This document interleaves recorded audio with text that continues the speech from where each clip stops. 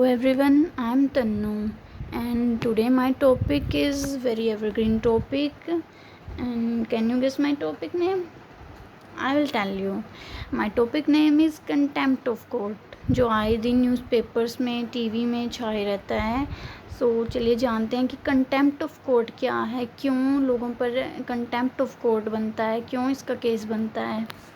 तो चलिए स्टार्ट करते हैं इससे। फर्स्टली इंट्रोडक्शन से। So what is contempt of court? Contempt of court means an act that disregards or disrespects a court of law or to interfere in a judicial proceedings. तो मतलब क्या है ये कंटेम्प्ट ऑफ कोर्ट? मतलब disrespect करना court of law को या फिर उसकी जुडिशियल प्रोसीडिंग्स के दौरान उसमें इंटरफेयर करना या अब्यूजिव लैंग्वेज का यूज़ करना, कुछ भी ऐसा कर देना जो कोर्ट प्रोसीडिंग्स में बाधा बने। सो वो कंटेम्प्ट ऑफ कोर्ट होता है। May refer to action that undermine the authority and dignity of judiciary. So मतलब जुडिशरी के अथॉरिटी के उसको डिग्निटी को डिस्ट्रॉय करे, वो कंटेम्प्ट ऑफ कोर्ट काउंट होता है। So this presentation provide an review of contempt of court in India including it's definition, types और अदर लीगल प्रोविजंस। सो ये जो हमारा कंटेम्प्ट ऑफ कोर्ट है ये 1971 का एक्ट है। सो इसके थ्रू हम आज जानेंगे इसके आगे के प्रोविजंस को। फर्स्ट अब है meaning and definition.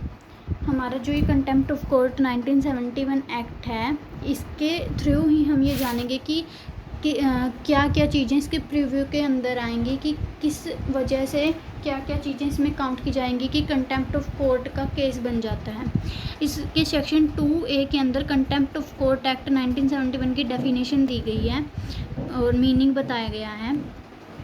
So contempt of court refer to actions that disrespect, obstruct or interfere with the authority and functioning of the court.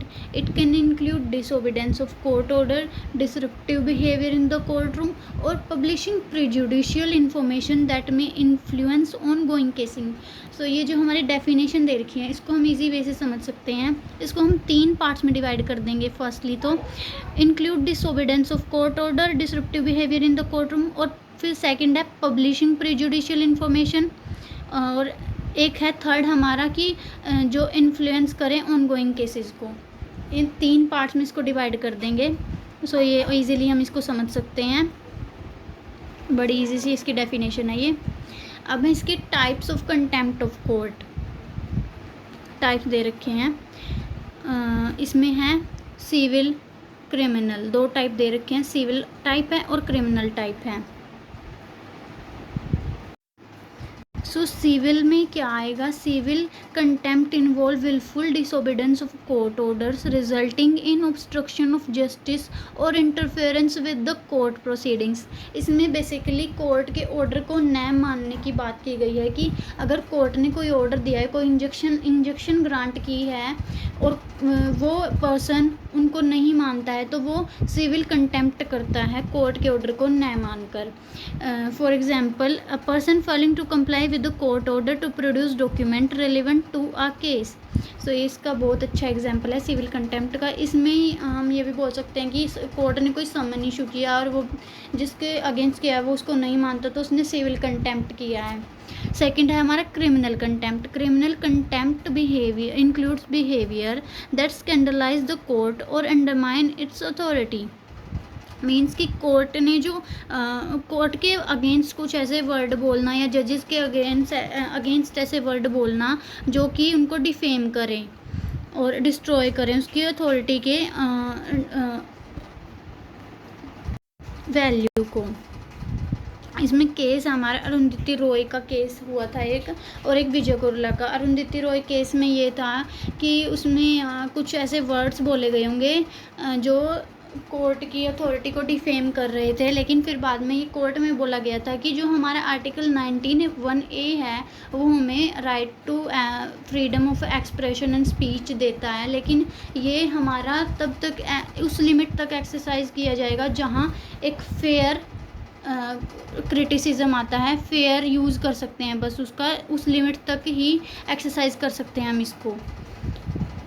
Example है इसमें, यूजिंग एब्यूसिव लैंग्वेज टूवर्ड्स जजेस और कोर्ट ऑफिशियल्स ड्यूरिंग प्रोसीडिंग्स।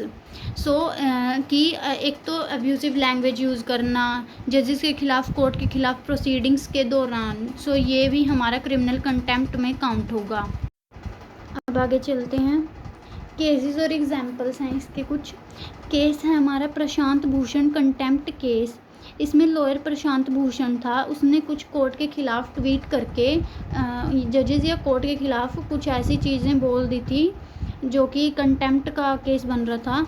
तो court ने, supreme court ने उसको guilty prove किया criminal contempt में और एक नॉमिनल फ़ीस लगाई और पनिशमेंट के रूप में उस पर एक फ़ीस लगाई जो कि थी फाइन ₹1। और इसमें है आगे एग्जाम्पल मानेंगे कि डिसोबे करना कोर्ट के ऑर्डर को, और failing to follow court directive, disrespecting summon और refusing to provide evidence, violation of court decorum और orders, violating rules of court decorum और disrespecting specific court orders, offensive language का यूज़ करना जज या कोर्ट के टूवर्ड्स, विटनेसेस को testimony change करने के लिए फोर्स करना, केस के रिगार्डिंग कुछ पब्लिश करना जो कि मीडिया ही करती है। अब है conclusion. The Contempt of Court Act is a crucial legal framework that ensures respect for the court, protect fair trial proceedings, and maintains public trust in the judicial system. Thank you. If you like my video, then please subscribe this channel.